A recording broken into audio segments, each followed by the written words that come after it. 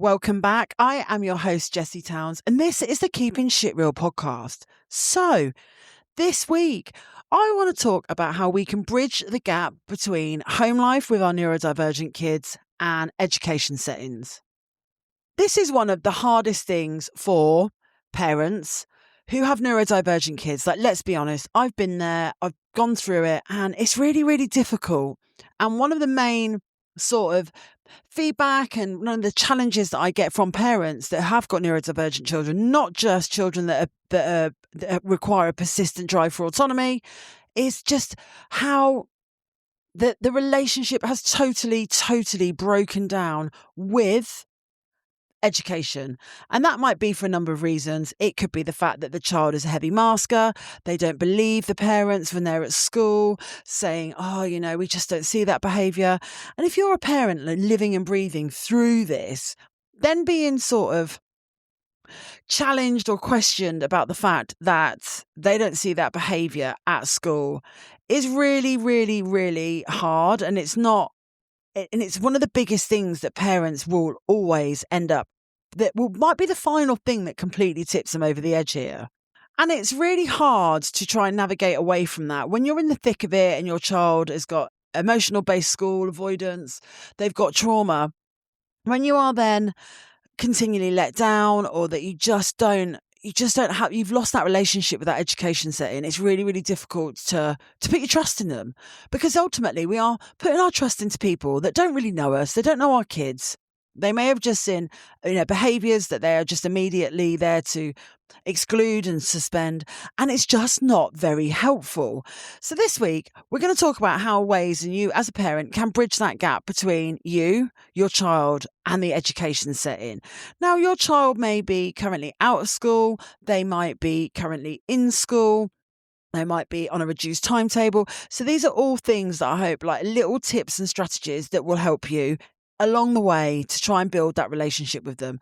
So for those that don't know me, I've got 3 sons. My eldest son is nearly 17. He's neurotypical, and I've got 8-year-old twins that have both got ADHD, and my youngest twin is high functioning autistic, and he has a persistent drive for autonomy profile, which obviously we know is named also as the pathological demand avoidance, which, can I just say, I absolutely hate it. I hate the word pathological demand avoidance. I think it's a very terrible description for children that have a drive for autonomy, because it kind of gives the sort of perception that it's a choice. Whereas when we use the word persistent drive for autonomy, it's a lot better. So for those of you that don't know, my youngest son, my PDA, I started mainstream. We'd had a few little issues along the way, like with nursery. Towards the end of that sort of final preschool room, prepping him ready to go to mainstream school. Started in reception. It all went fucking tits up very quickly. We have had a very good relationship with our school. However, the local authority was very different, a very different story. 2 formal complaints, a complaint to the local government and social care ombudsman. And then we really finally got a panel. I finally got the panel to name after the 3 formal complaints. But that's not fair. And it's bullshit, basically, at the end of the day. And it's just really unfair that you're having to do this. What I will always say is, when you're constantly advocating for your child, it is exhausting. The forms, the fuck ups that go along the way, because somewhere along the line, it's a paper trail, and there's always an error when it comes to paper trails. Like, that's just a black and white fact. If I have to do a lot of paperwork, there's always some sort of error in in that chain. So advocating is really hard, and it's exhausting for families. If you are here and you're constantly advocating, I see you, I hear you, and you are doing a fucking amazing job. Parents, children, they deserve to be heard, and we deserve to be listened to. Now, the correct language is really hard some days when you're in the thick of it. You're stressed out, you're upset, your emotions are running wild. These are our babies. Do you know what I mean? And all we want is for them to thrive in an environment where they can learn and they're passionate about doing things. And hopefully we can get some tools together that are going to create conflict, that aren't going to create conflict, and they're going to give you clarity. Now, we know that speaking with schools it can be very difficult. It's hard to stay on that even keel of not telling them that they need to pull their weight more to the local authority, but also using a language that schools respond to. And what we really want to do with any child, it's not just kids with PDA here I want to talk about today. I want to talk about how we can then reframe behaviour as a response. It is a form of communication, and it's not defiance. It's not our autistic kids being difficult in class or not being able to see their behaviour in class because they're heavily masking. And hopefully once we start to be able to advocate confidently, then it's much better. So from an OT's point of view, then a lot of OTs will, using neuroaffirming practices is what every occupational therapist will do. That is what they're trained for, and that is what they are pros at. And every OT that I've come across has been amazing. And an OT's point of view is very, very, should be taken, the highest of, that and an educational psychologist should be taken the most seriousness. If we're talking specifically about PDA, we know that it's a survival-driven need for autonomy. It's not them being disruptive, it's not them being defiant, and it's not misbehaviour. It's not always going to be a subtype of autism. It might coexist with autism, it might coexist with ADHD, and it might coexist with autistic ADHDers. But remember, nervous system will always perceive a demand as a threat. Now, you don't have to have PDA to have a nervous system that perceives things as a threat. Our children really, really are put in some difficult situations at school. Let's be honest. Here in the UK, class sizes are ridiculously large. A lot of schools, I would say, up and down the country have got a 3-class intake now per year. That is exceptionally high. And we know that if we manage to get schools on side, even if the communication and the relationship has completely broken down, trying to just get them from a neuroaffirming point of view is so key to maybe help another family going forward, or maybe sort of do that full circle where you can have a relationship and you've managed to bridge that gap with them. So we know that when a child sees anything as a threat, all right, their nervous system, that's how their nervous system perceives it. So you might get anxiety, you might get shut down, you might get control. So that's when we see the behaviours of maybe masking, get the behaviours of disruptive behaviour. And a lot of behaviours for PDA specifically are misinterpreted as them being manipulating. They're defiant, they're attention seeking. It's a poor attitude, or it could be a parenting issue, which is absolutely not acceptable. Some of the sort of externalizing behaviours that you might see, and I hate using that word externalized, but unfortunately it is one of those words that we do have to use because in the teaching community specifically, it's very heavily driven on what they see and what they don't see. And this is where we find a lot of families do come it's not unstuck, but this is where they struggle because the environment and the education setting may not witness the behaviour that you witness at home because they are heavily masking. So looking at it from an externalised point of view, might reluctant to engage in any class activities. Distraction, there might be negotiation, role play, leaving the classrooms, emotional outburst, difficulty sharing or tolerating others talking, self-sabotaging when expectations feel overwhelming. That's going to be really, really hard for autistic or ADHD children to try and be able to feel that they are good at something when it's overwhelming, it starts to bubble over. They can self-sabotage. It might be their work and it might be friendship circles also. And then when we see the internalised behaviour within the classroom environment, we're looking at, that constant need, people pleasing. They might be very quiet. They might have meltdowns after school. They might complain of having tummy aches or headaches, avoiding sort of social situations. And the issue with masking, like the hidden profile behind masking is basically it's their survival mechanism. And the reason why they mask is that they want to fit in, because what it does, it suppresses any needs and emotions. They mimic and copy maybe their peers. They may overperform academically, and specifically with girls, we know that girls generally will go a lot more under the radar for a lot longer in their age, because their survival mechanism kicks in and they will just start to overperform. So that's why a school may not even notice that they think somebody has autism, or that they might have ADHD because they're overperforming.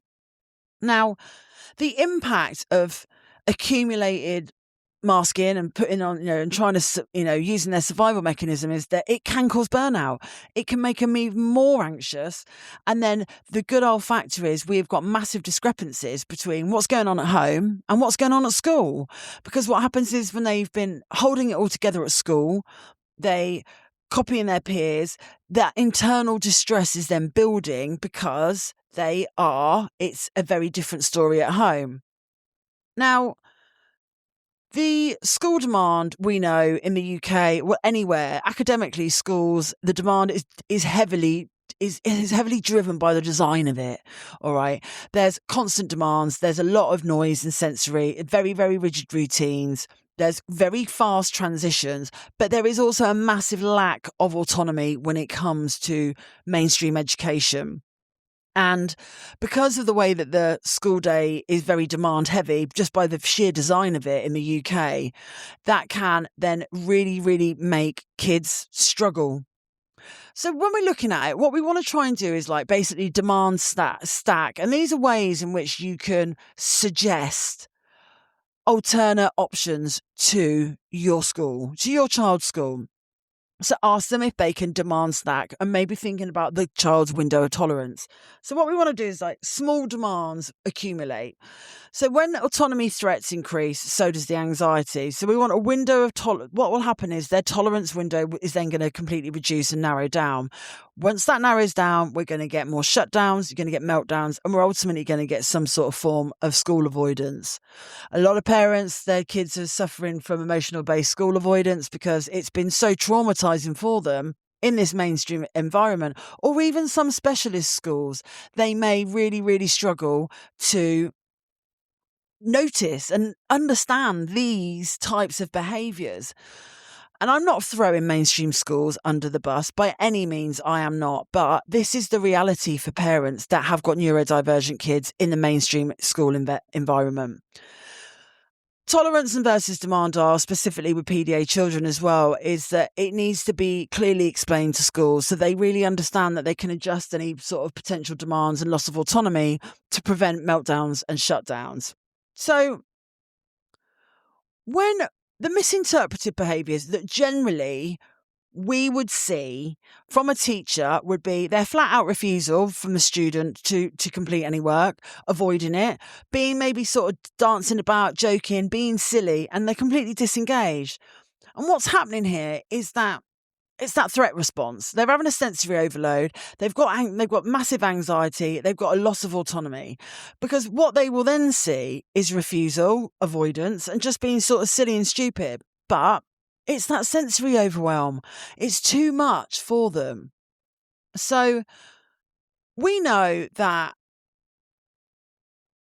a way in which we speak, and I am guilty of this. I mean, at some point, when Maxie was at mainstream school, I was a bit like, fucking hell, you should be doing more, because I was being pushed towards the edge of no return, because it was so stressful. I'm not, Max is, it's so stressful. And if you're going through this right now, I am always here for anybody to have a moan, a cry, or a message in my DMs, because it is so, so savage. And it's one of those that is really, really difficult to always try and make sure that it is done, communicated. You have to sort of sometimes, and this is a terrible thing to say because there are kids, you sometimes have to emotionally remove yourself from it, because the danger is when we are emotionally engaged and driven by something, your brain is split into two halves. You've got the emotional and the rational part of your brain. And when you're in a very stressful situation, this is why we kind of talk about caging that chimp, is that you are more likely to react emotionally instead of rational, because the rational part of your brain has been completely engulfed by the emotional feeling. A quick way that maybe you can explain to a teacher is, I understand that this could maybe look like they're refusing to do their work, but actually it's how their nervous system's responding to their environment that they're in. Because what we're doing then is that we're telling teachers, and again, we know it's all about language when it comes to school, because if we're trying to get for EHCPs, it's really difficult to communicate, I think, effectively sometimes when we're in the thick of it. So ways that you could speak to school, instead of saying, look, they just can't cope with this, like this is just no good, say to them, my child requires, autonomy-based approaches. They need to be taught in a way of passionate, interest-driven, their favourite topics. And it's not that they can't cope with this, it's because they need that to be able to survive in that school environment. And one of the things I just generally find, full stop, and this is not PDA, and this is a massive issue for PDAers, but any child that's neurodivergent, is a lot of schools are driven by the zones of regulation charts. Now, listen, it should be regulation before education. That's just absolute black and white. Without a shadow of a doubt, it should always be regulation before education. However, zones of regulation charts are very, I think, one-sided. They can increase the pressure, but also dependent on where it is as well in the classroom. That can increase their anxiety, and it's just going to cause more avoidance. Some of the ways that you could some strategies that you could recommend to school off your own back would be using declarative language. Now, you don't have to have a child who's got a persistent drive for autonomy to use declarative language. Declarative language works for neurotypical children and it works for neurodivergent children. And I just wish more schools were more aware of declarative language. Removing pressure by, strewing items across the classroom, on the table, on the carpet, but having much more lower demand environments and sensory areas where any child can go to at any time in the day, not just when they are showing signs of being dysregulated. Some children that are neurodivergent really thrive off having a predictable routine with some sort of autonomy. Some children don't like that. But again, making sure that schools are really conscious of avoiding rewards, sort of punishment, and making sure that they're prioritising. Again, connection is always key over correction. We want to try and achieve a flexible expectation that school can reduce demands when the going gets tough. Now, listen, if you're a teacher, listen to this. Don't be hating on me and saying, well, it just doesn't work in the classroom. There are ways that you can initiate these type of learning methods. And that is because, it may take a bit of planning, but use your Senkos, use your resources that you've got. And when we are talking about environment then in a classroom, the environment support that you need, some things that schools can do and can buy. I mean, schools have got money, all right, but it's the choice in what they spend them on a lot of the time may be more questionable. So you can get wobble cushions, you can get bean bags, you can get those peanut the peanut shaped balls. Those type of things are really helpful. They're really cheap. But again, it's making sure that schools are aware that neurodivergent or neurotypical children should be able to go into the right environment at any point throughout the day, not just when they are starting to get maybe more upset, they're getting dysregulated, because that's kind of not really what they're about. It's not to be used at the final breaking point. Suggest for the environment support. Do they have a sensory tent? Access to fidget tools, chewies or ear defenders. Now, something that I found very, very interesting at the back end of last year, my eldest twin, he still goes to mainstream school, but he's like, your stereotypical ADHD boy. He doesn't stop talking. He's really hyperactive. And he had a fidget spinner in his bag that was actually his brother's, and he wanted to take it to school. And I was told that he couldn't have it because they've got their own fidget spinners. And I kind of stood there on the, at the door of his classroom when I dropped him off. And I sort of said, I completely disagree with you. Like, I want you to let him use this because it's his. And also, if he needs it throughout the day, why should he have to come and ask somebody if he can have a fidget spinner. I mean, that's just bonkers. So asking people if, asking education authorities, it could be, the teachers, the Senkos, can they come in with their own fidget tools? Maybe reducing. I'm going to be honest with you. I find mainstream classroom environments just absolutely chaotic with clutter. That's, again, it's a sensory issue. Reducing that visual chaos, all right? Do they need having their own workstations maybe? If your child is struggling with that drop-off and the pickup side of things, because again, it could be a very busy, oversensory environment. Can they do a soft start? Can they go in 10 minutes before? Can they go in 10 minutes after? Any type of fidget tool, ear defenders if they want them, and a safe space where they can go. And when we're talking about environmental support for children that are neurodivergent, it's not just about the environment, it's also about the movement and the regulation breaks that they should have. Any type of heavy work, and I mean like wheelbarrow walks, wall pushes, anything that's heavy, carrying a backpack full of books or bricks. Do you know what I mean? Anything that is putting that pressure on their shoulders is going to be really beneficial for regulating breaks. A lot of the time, it's a quick walk outside, but adding on a regulation break that involves movement also, it's going to be like a double whammy. If they've got a trampoline, chuck them on that. Any sort of deep pressure activities, like I said a minute ago, it could be one of those peanut ball massage things. Now, a really good company that I follow on Instagram that I've seen is Everyday Ireland OT. Now, they've got their own shop and they have got some amazing peanut balls, and I'll put the link to it in the show notes.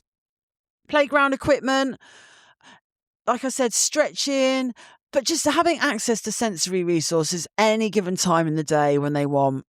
And things that we need to be sort of saying that are not to do. So we don't want that forced compliant from school. If the child is not prepared to do it, then they don't do it. And making sure that we are very clear on that, because again, that emotional-based school avoidance can then start to creep in if they're being forced to do something.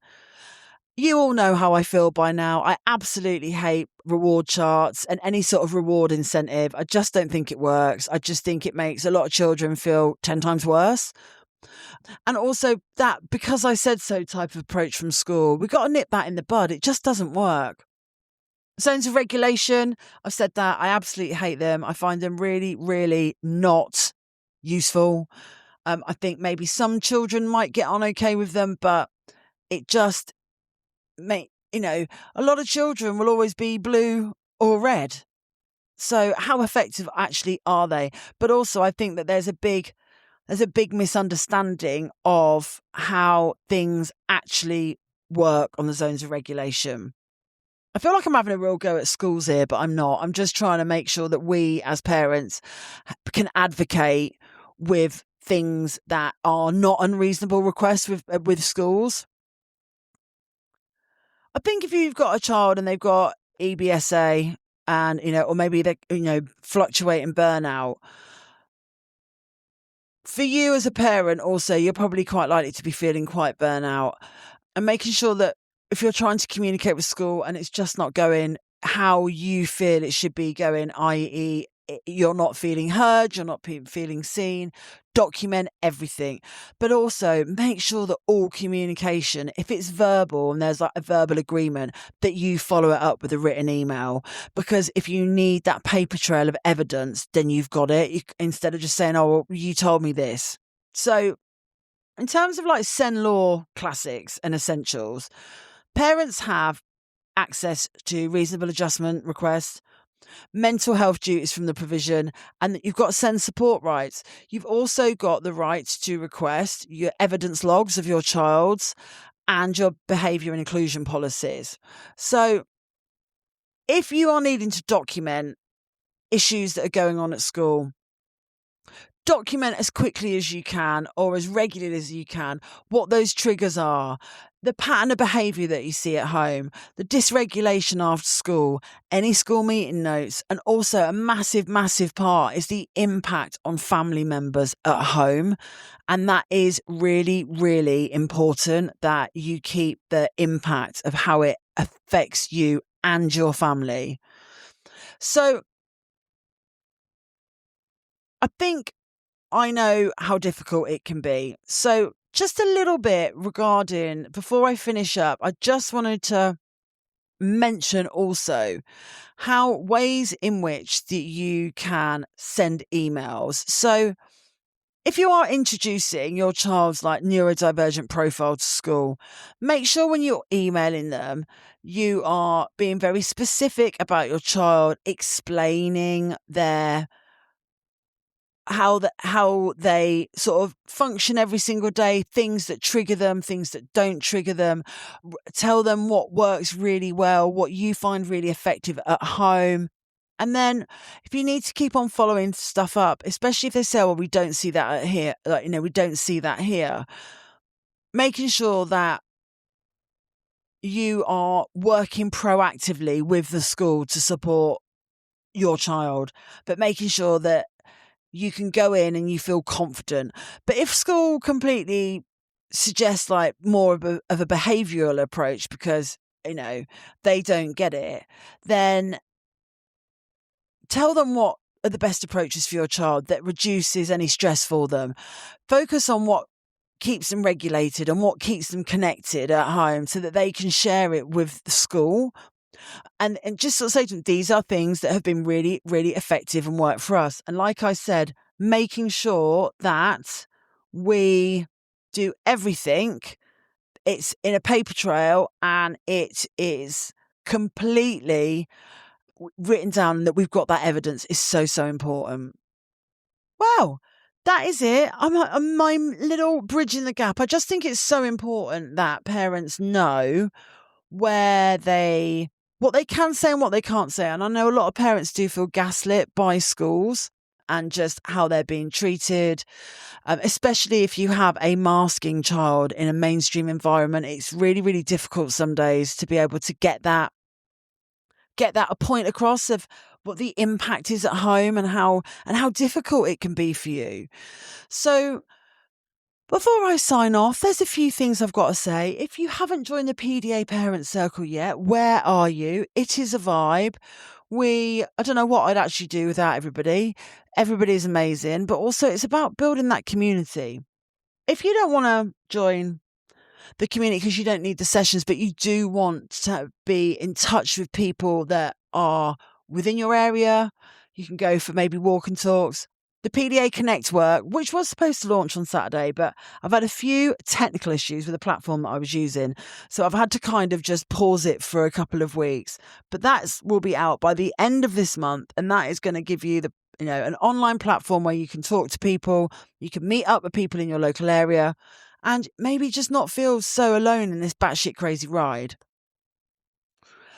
Finally, thanks for listening. Please rate the show, download, subscribe it, rate and review. It makes a massive difference to my rankings, and I'll catch you next week. Thanks for listening. Bye-bye.